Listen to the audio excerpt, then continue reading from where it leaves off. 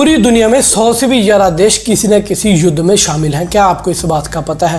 पता भी कैसे होगी, क्योंकि वेस्टर्न मीडिया की नज़र में इजराइल हमास, इजराइल ईरान और रशिया यूक्रेन के अलावा कोई और वार हो ही नहीं रही। Israel has carried out what appears to be its deadliest attack yet. Russia is carrying out a massive aerial attack on the country. Dozens of drones and cruise missiles have been launched.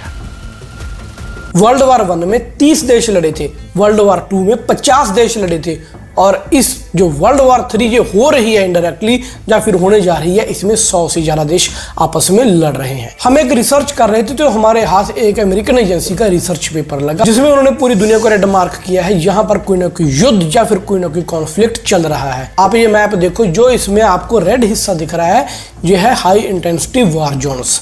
हालांकि ये report थोड़ी पुरानी है, इसमें China mention नहीं है, Australia mention नहीं है, जापान, ताइवान जैसे देश मेंशन नहीं है, और यूरोपियन कंट्रीज अभी मेंशन नहीं है।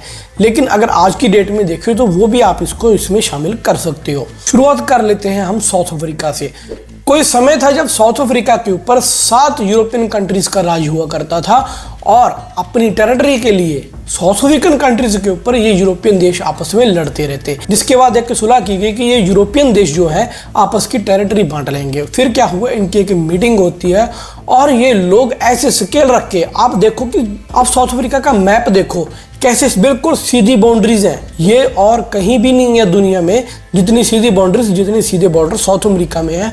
उन्होंने मानो एक स्केल से पूरी बाउंड्रीज बना दी हो। ये लोग टेबल पर बैठे ऐसे पहाड़ नदियां बांट रहे थे जहां पर इन्होंने कभी कदम तक नहीं रखा होगा, लेकिन इसका नुकसान हुआ वहां पे रहने वाली जनता के ऊपर, क्योंकि लोगों के ऊपर जो लैंग्वेज बैरियर्स थे, कल्चरल जो हिस्से थे उनके, वो डिवाइड होने शुरू हो गए। जिसके बाद यूरोपियंस तो चले गए, लेकिन आज तक ये जो साउथ अफ्रीकन देश है आपस में अपनी टेरिटरी के लिए लड़ रहे हैं। उसके बाद हम सीधा शिफ्ट करते हैं यूएसए में। यूएसए में भी युद्ध चल रहे हैं, लेकिन ये बात किसी को मालूम नहीं। इस तरीके से ये बात दबा देगी मानो यूएसए तो बड़ा शांति प्रिय देश हो। एक समय था जब आप ये मैप में देखिए, जो ये कोलंबिया का रीजन है, ये यूएसएसआर का पक्षपाती था, यूएसएसआर का बहुत सारा इन्फ्लुएंस था। तो यूएसए ने क्या किया, यूएसएसआर के यानी कि रशिया के इन्फ्लुएंस को कम करने के लिए वहां पर कुछ ग्रुप्स को खड़े करना शुरू कर दिया, भर भर के आर्म देने शुरू कर दिए, वेपन्स देने शुरू कर दिए। उसके बाद क्या होता है कि यूएसएसआर तो वहां से चला जाता है, उसका इन्फ्लुएंस कम हो जाता है, लेकिन जो ये गिरोह थे वो यूएसए के खिलाफ ही विद्रोह करने लग गए। उसके बाद ये लोग ड्रग का बिजनेस शुरू करते हैं। ये एक ऐसी कंट्री है जहां पर नॉर्मल नागरिकों से ज्यादा ड्रग गैंगस्टर्स रहते हैं। यहाँ के लोग आपको कोकोबुआ नाम का ड्रग पैदा करते दिख जाएंगे।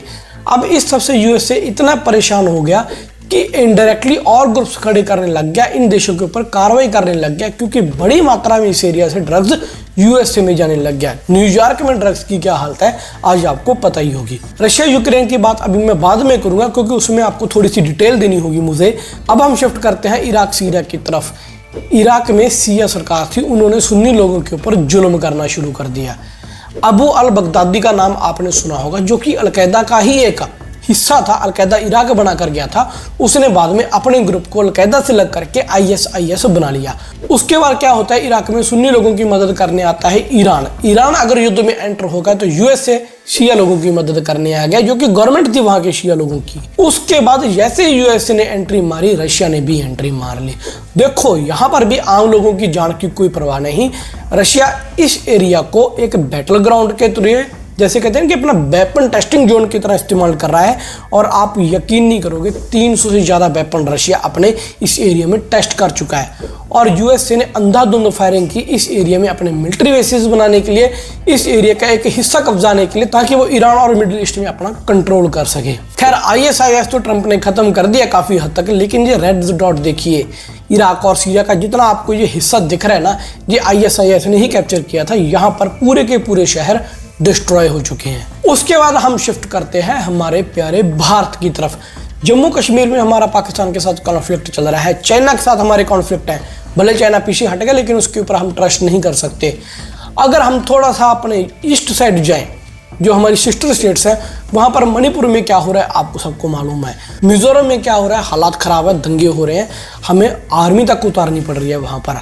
म्यांमार में तो तख्ता पलट हो गया, लाखों रोहिंग्या मुस्लिम एक ही झटके में देश से निकाल दिए गए, जो कि भारत में घुसने की तैयारी में है या घुस भी चुके हैं। उसके बाद हम शिफ्ट करते हैं ऊपर थोड़ा चाइना की तरफ। चाइना का साउथ चाइना सी में कॉन्फ्लिक्ट है, जिसका मैंने मेंशन किया था ना कि ये रेड जोन मार्क कर लो, वो बता रहा हूँ क्यों। ट्रंप यूएसए में इलेक्शन जीत चुके हैं। ट्रंप के जीतने का मतलब है क्वाड जिंदा होगा। क्वाड इस कदर जिंदा होने लग गया कि ऑस्ट्रेलिया में जापान और अमेरिका अपना मिलिट्री बेस बनाने जा रहे हैं। उसके बाद क्या हो रहा है, साउथ चाइना सी में ट्रंप चाइना के खिलाफ अग्रेसिव होंगे ही होंगे। चाइना और यूएसए के रिश्ते खराब होंगे। चाइना ताइवान के साथ भी कॉन्फ्लिक्ट कर रहा है, ताइवान को कब्जाने की कोशिश कर रहा है, वो भी एक रेड वॉर जोन बना हुआ है। इसके अलावा चाइना के India, Mongolia, Russia, Kazakhstan, Uzbekistan जैसे देशों के साथ भी लैंड टेरिटरीज के लेकर कॉन्फ्लिक्ट है। उसके बाद हम शिफ्ट कर रहे हैं अब रशिया यूक्रेन में। रशिया यूक्रेन का टॉपिक मैं लास्ट में इसलिए लेकर आया हूं ताकि थोड़ा सा डीपली आपको नॉलेज इसके बारे में दे दूं, क्योंकि ये एक लेटेस्ट न्यूज़ आई है कि रशिया ने अपने जितने न्यूक्लियर वेपन्स थे वो सारे एक्टिवेट कर दिए। दोस्तों, उसका रीज़न है अमेरिकी राष्ट्रपति जो बाइडेन। 20 तारीख को डोनाल्ड ट्रंप यूएसए की सत्ता में आ जाएंगे। उसके बाद ये क्लियर कट है कि रशिया यूक्रेन युद्ध खत्म हो जाएगा। ट्रंप का कहना ही था कि जैसे मैं एंटर करूंगा अपने व्हाइट हाउस में, रशिया यूक्रेन युद्ध खत्म हो जाएगा। लेकिन बाइडेन नहीं चाहते कि ये युद्ध खत्म हो, जिस वजह से ट्रंप के आने से पहले ही ये हालात इतने खराब कर देना चाह रहे हैं ताकि ट्रंप भी चाहकर कुछ ना कर पाए। यूक्रेन अगर रशिया के सामने अब तक टिका हुआ है, वो टिका हुआ है नाटो और यूएसए के द्वारा दिए गए वेपन्स की वजह से।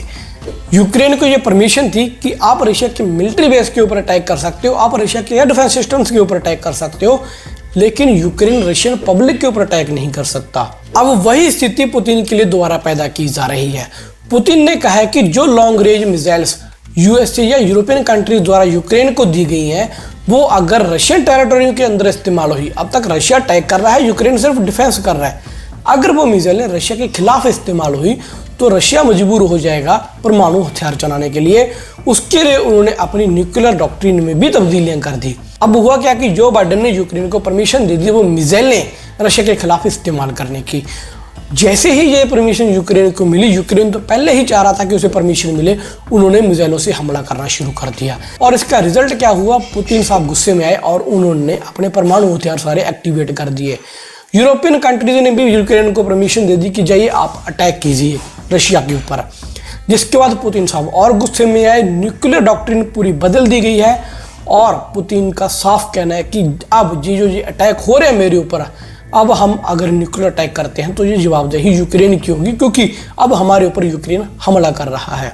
पुतिन के न्यूक्लियर हमले का डर इस हद तक है कि स्वीडन, नॉर्वे और फिनलैंड कंट्रीज ने अपने देश के लोगों को यहाँ तक बोल दिया है कि आप लोग युद्ध के लिए तैयार रहिए, कभी भी युद्ध हो सकता है। यूरोप पूरा ऑन हाई अलर्ट है, सारे के सारे वेपन्स, सारे फाइटर क्राफ्ट्स अपनी सॉर्टिज लगा रहे हैं, क्योंकि सबको पता है कि रशिया किसी भी टाइम अटैक कर सकता है।